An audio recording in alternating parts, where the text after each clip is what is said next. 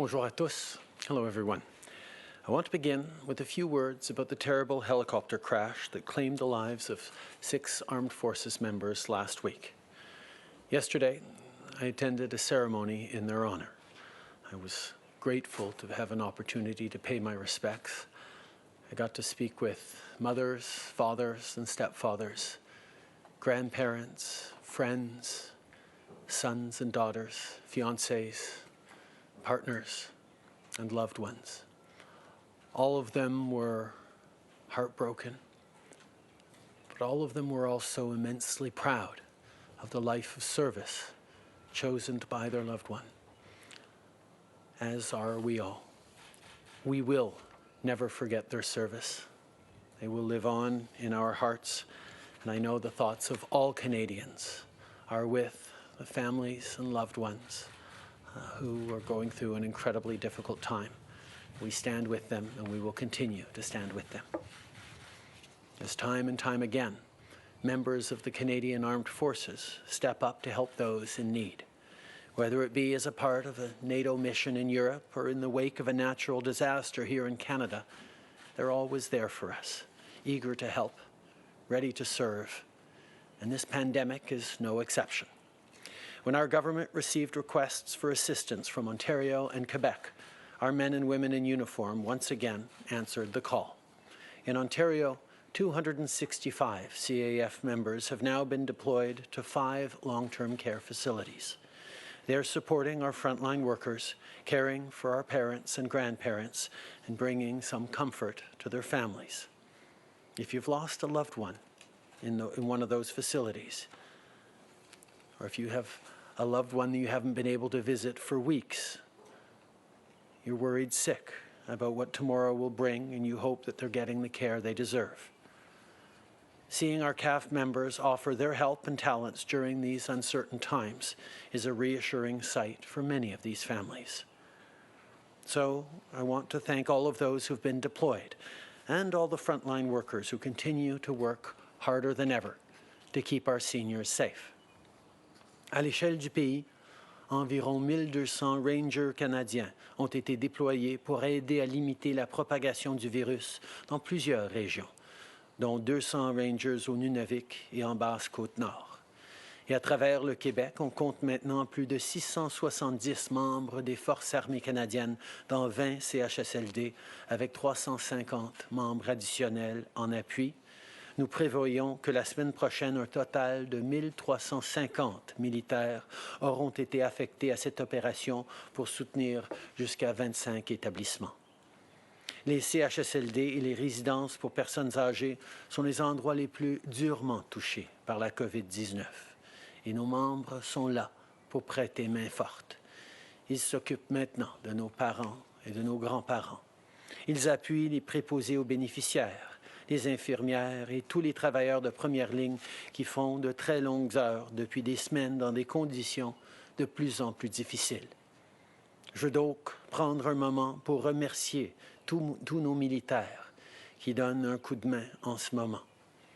Et je veux aussi reconnaître le travail incroyable que nos travailleurs de première ligne font depuis le début de cette crise, autant dans les CHSLD qu'ailleurs. Vous êtes une source de motivation pour nous tous. Vous vous occupez de nos parents, vous soignez nos malades, vous prenez soin de nous. Vous menez le combat contre la COVID-19 depuis le début de la crise et vous méritez plus que juste notre reconnaissance. Vous méritez d'être payé convenablement pour le travail essentiel que vous faites.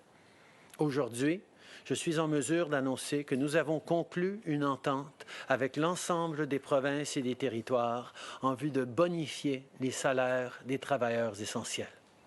On est en train de finaliser les détails avec les dernières provinces, mais je veux souligner que c'est un effort conjoint. Tous les premiers ministres sont d'accord, on doit soutenir nos travailleurs essentiels. Je veux les remercier d'avoir abordé l'enjeu dans un esprit d'équipe. On compte sur ces travailleurs maintenant plus que jamais et on va être là pour eux. Ce sont les gouvernements des provinces et des territoires qui détermineront précisément quels travailleurs recevront une augmentation de salaire, Mais voici ce qu'il faut retenir. Si vous risquez votre santé pour nous permettre de traverser cette crise et que vous êtes payé au salaire minimum, vous méritez de gagner plus. Today, I can announce that we have an agreement with all the provinces and territories to provide a wage top-up for essential workers, for Canadians who are being called to go to work every day, for Canadians who are providing us with essential services so we can continue to keep our families safe and healthy. Right now, we're finalizing the details with the last provinces, and I want to underscore that this has been a truly collaborative effort. Premiers from across the country all agree that we need to support our essential workers, and I thank the premiers for the continued Team Canada approach. We're relying on these workers now more than ever, and we will be there to support them.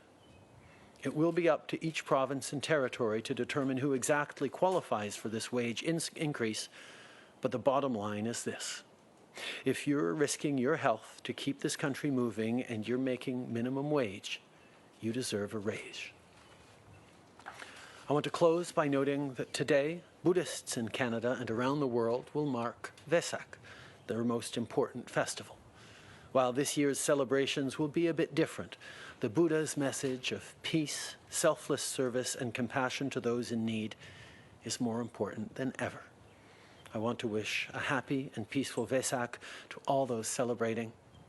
I'm now happy to take people's questions. Merci beaucoup, Monsieur le Premier ministre. On va commencer la période de questions par le téléphone aujourd'hui. Opérateur, c'est à vous. Thank you. Merci. Première question, Catherine Lévesque, La Presse canadienne. À vous. Oui, bonjour, M. Trudeau. Comment expliquer que ça ait pris là, autant de temps pour s'entendre avec les provinces au niveau des primes pour nos anges gardiens? Et est-ce que vous êtes entendu sur un chiffre, sur une prime par heure, par exemple 4 ou 5 de l'heure?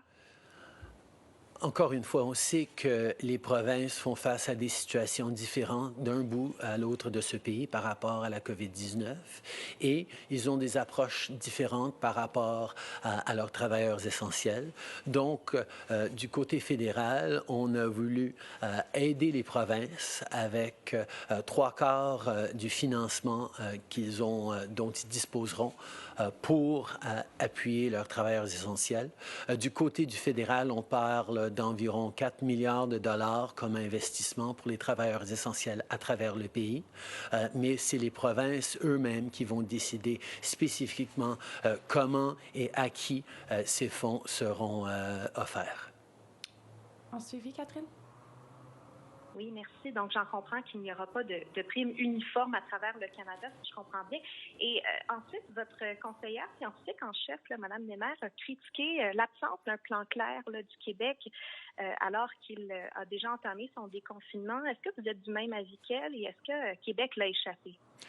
On reconnaît que on a besoin de faire beaucoup plus de tests de dépistage dans les mois à venir si on va rouvrir l'économie, si on va continuer de garder les Canadiens en sécurité. Toutes les provinces et territoires doivent en faire plus. On a vu des améliorations significatives au cours même juste des derniers jours, y compris au Québec.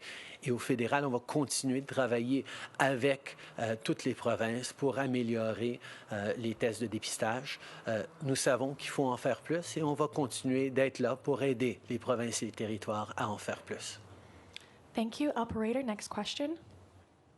Thank you. Merci. Next question, Ryan Tumulty, National Post. Line open. Yeah, good morning, Prime Minister. I'm wondering if you can give us an idea of what this program will cost the federal government overall. And given that you seem to be leaving this up to the provinces, like what sort of guidelines have you given them about how to spend those federal dollars? We see across the country people working on the front lines in essential services, in our seniors care systems, in our long-term care, in our healthcare systems, and elsewhere, who are making very low wages while doing extraordinarily important work. That's why we announced a number of days ago that we wanted to move forward with a top-up to be delivered by the provinces to those workers who needed that extra support. We put forward around $4 billion from the federal government to be matched. 3/4 from the federal government, 1/4 from the provincial government on helping those workers right across the country. But because of the variance across the country, both of the COVID-19 situation and of a delivery of essential services, including healthcare, we felt that it was best that provinces move forward in choosing exactly how they can best help the workers who are doing such important work right across the country. This is another great example of how the federal government and the provinces and territories have been able to come together, collaborate, work together to support Canadians through this extremely difficult time. On follow-up, Ryan? Yeah, what about non-medical workers, I guess, people who work in grocery stores and delivery drivers? Some of those workers, like you say, are working minimum wage. Are they going to be eligible for this top-up? As I said, those are determinations to be made by the provinces. I know a number of provinces had already put out lists of workers that they considered to be essential, and many of them are drawing from those lists in terms of who gets the top-up. We have confidence that the provinces will determine exactly how best to help Canadians in this time. The federal government wanted to be there, and we know that offering this money to workers right across the country will make a big difference, and we trust the provinces to make sure that people who need it gets this help. Thank you. Opérateur, prochaine question. Thank you. Merci. Prochaine question, Émilie Bergeron, Agence QMI. À vous. Oui, bonjour, M. Trudeau. Concernant cette annonce sur la bonification du salaire, c'était attendu depuis longtemps, puis aujourd'hui, vous fournissez aucun chiffre avec cette annonce.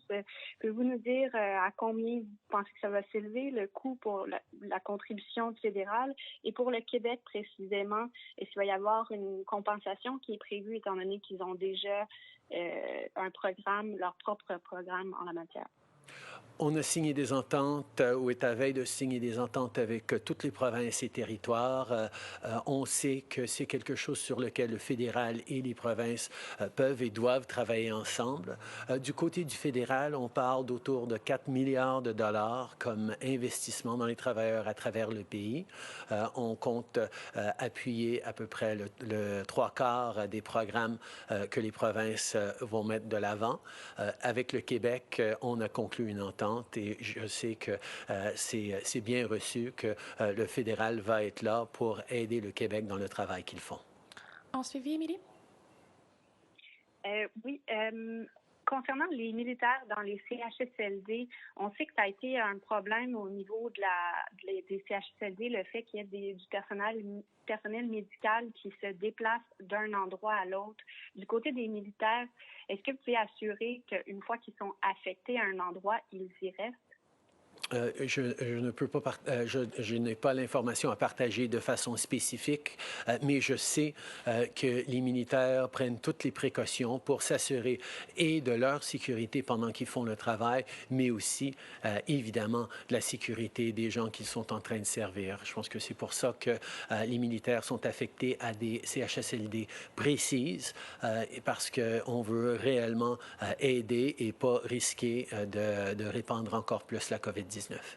Merci. Opérateur, dernière question. Thank you. Merci.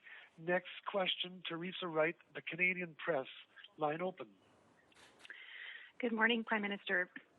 Earlier this week, the Chinese embassy tweeted that the N95 masks, which were rejected by Canada last month, were the result of a contractual issue that has now been resolved. Your Deputy Prime Minister and Health Minister said that they would look into it, but have yet to respond to explain what happened. Was there a contract problem that led to 1 million masks from China being rejected? What was the issue and has it been resolved? We have, over the past weeks, received millions upon millions of items of PPE from around the world, including from China. over the course of this time. There have been a small number that have been not to the levels that Canadians expected.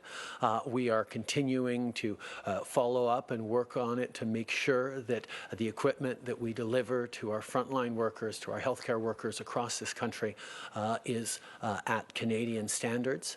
We will be receiving flights of PPE from China and other places almost daily over the coming weeks.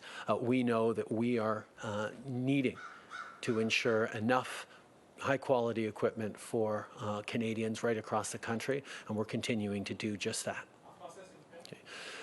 Ça fait plusieurs semaines maintenant qu'on a reçu autour de 20 vols avec de l'équipement médical de la Chine principalement, mais aussi d'ailleurs dans le monde.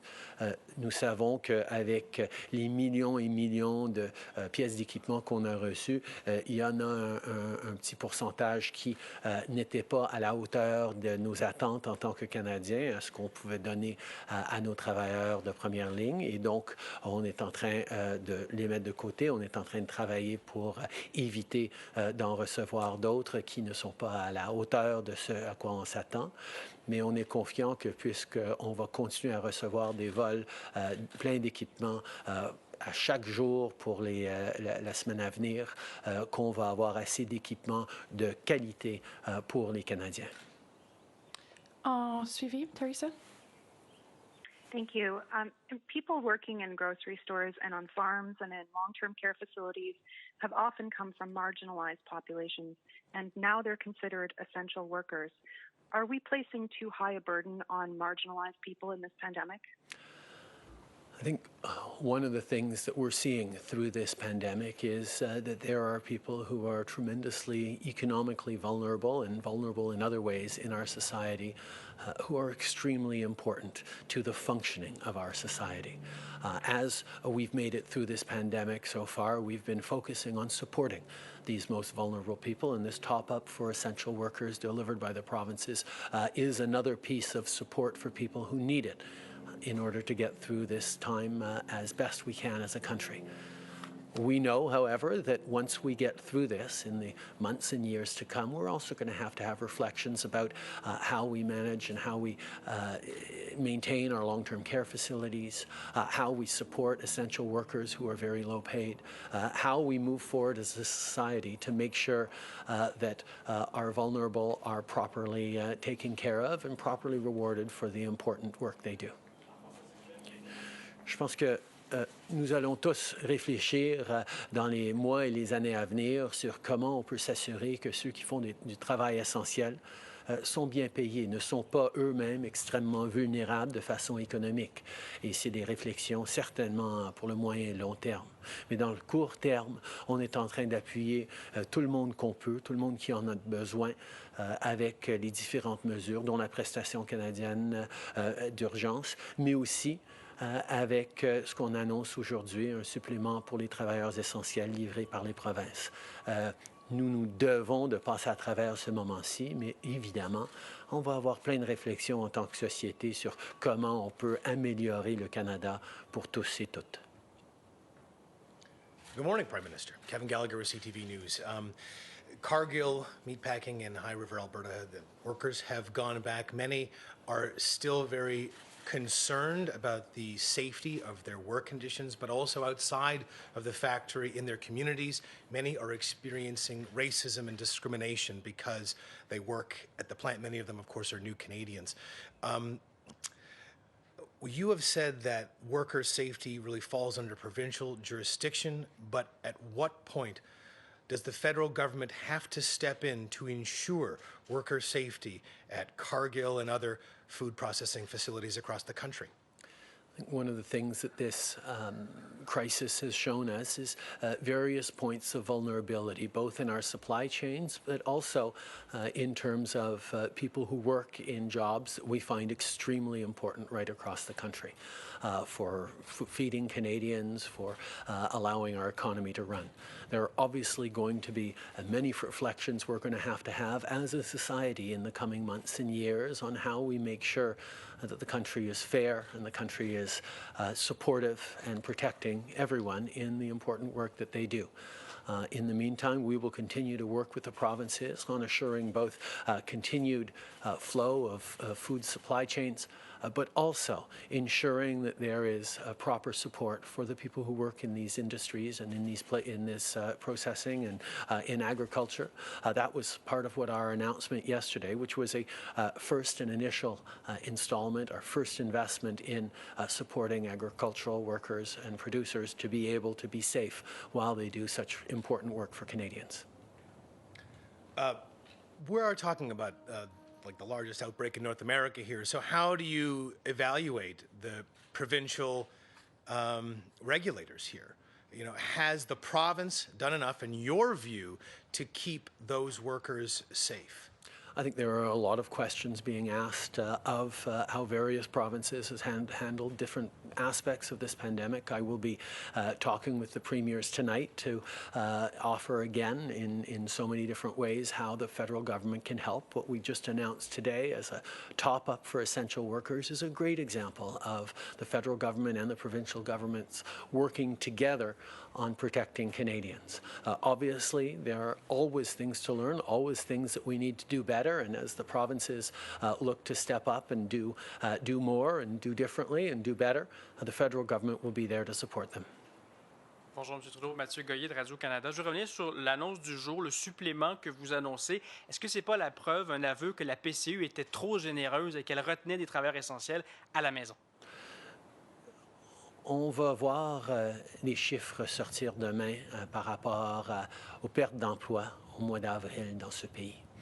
Il y a des millions de Canadiens qui ont perdu leur chèque de paie, ont perdu leur emploi, n'auraient pas la capacité d'acheter l'épicerie pour leur famille, de payer leur loyer. La PCU est là pour des millions de Canadiens, pour les appuyer pendant ce moment où nous devons presque tous rester à la maison. C'était une mesure essentielle et c'est un exemple de comment les Canadiens sont là, les uns pour les autres en moment de difficulté. En même temps, on reconnaît qu'il y a des travailleurs qui font des travaux essentiels pour la société, qui méritent d'avoir une bonification de leur salaire. Et c'est pour ça qu'on est tellement content d'avoir travaillé avec les provinces pour livrer de l'aide à ces travailleurs.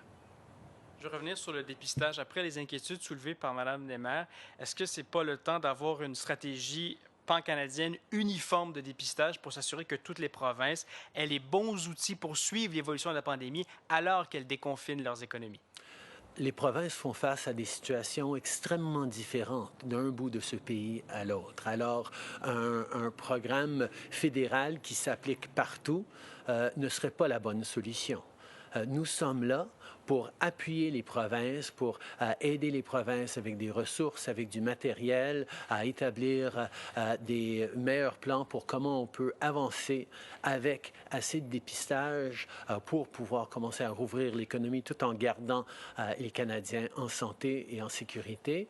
On va continuer de travailler. Il y a toujours de la place à l'amélioration dans toutes les provinces et on va être là pour les appuyer, pour travailler avec eux dans cette situation sans précédent. Good morning, Prime Minister. Salima Shifty, CBC. As a lot of governments are looking towards recovery from this, the economic recovery here in Canada, how will you be able to help the Canadian economy get back on its feet from this, reduce spending, and yet also respect some of the promises you made in the election, some big-ticket items like pharmacare and infrastructure spending? Obviously, this situation has become the new priority that we have to deal with. It is an economic impact, the likes of which hasn't been seen in over 70 years on Canadians from coast to coast to coast, on families, on sectors, on businesses. And the measures we're put forward that are historic and without precedent in terms of supporting families and supporting workers and supporting communities and supporting small businesses. These are the things that are going to help us get through. And our priority right now is helping people hold on while we have to stay isolated because of COVID-19, and then start restarting carefully the economy in a gradual and progressive way with the right measures in place. Once we get through this, there will be plenty of time to talk about what the longer term looks like, what the future of Canada looks like, what is needed for various sectors, for various Canadians. We've seen a whole bunch of new needs popped up that we had not paid much attention to over the past years, like the plight of most vulnerable workers. I mean, we had, as a government, invested massively in reducing poverty over the past 5 years. We've seen over 1 million people lifted out of poverty, but there's obviously much more to do, and we're going to continue to focus on that. I think there is going to be time to talk about long-term plans as we get through this. Right now, our focus is on getting Canadians through this. Right, but other governments are also focused on recovery and what they will do as part of that recovery. The UK, for example, its climate advisors are saying that all recovery will have a green focus. How they have a net zero by 2050 commitment, just as your government does. So how will the recovery take into account your climate change promises in the last election? I think one of the things that we're very much thinking about is how do we build back better? How do we look at what this pandemic has challenged us with, what it has highlighted around needs or gaps in Canada, and how do we look to rebuild and recover in a way that advances us in the right direction? Obviously, less pollution, greener outcomes are going to be a part of it. More digital, more connected is going to be a part of it. Better supports for vulnerable Canadians and more equality across this country needs to be part of it as well. These are principles that we're looking at right now and reflecting on how we go forward, and we're going to continue to. Prime Minister Janet Silver, Global News. Yesterday, Green Party parliamentary leader Elizabeth May said the oil sector in Canada is basically dead. And the Bloc leader went on to say putting more money into that business is a very bad idea.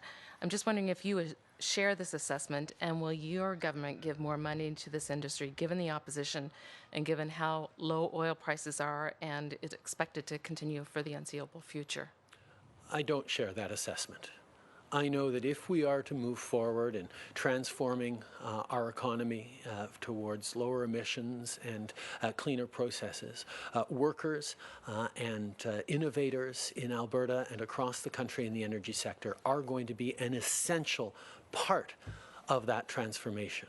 As we move forward towards a different energy mix, as we move forward to lower fossil fuel emissions, lower greenhouse gas emissions, we need the innovation, the hard work, and the vision and the creativity of people working right now in the energy sector.